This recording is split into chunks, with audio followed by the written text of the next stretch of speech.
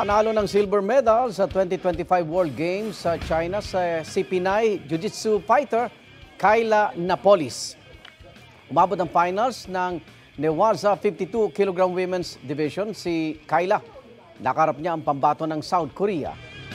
Itong unang medalya ng Pilipinas sa World Games. Fourth placer naman si Women's Muay Thai 48 kg Division, Rudsma Abubakar. Ito ang kanyang debut sa World Games. Ngayong araw, lalaban sa semifinals ng Wushu Sanda sina Crisan Faye Collado at Carlos Bailon Jr. Igan, mauna ka sa mga balita, mag-subscribe na sa GMA Integrated News sa YouTube para sa iba't ibang ulat sa ating bansa.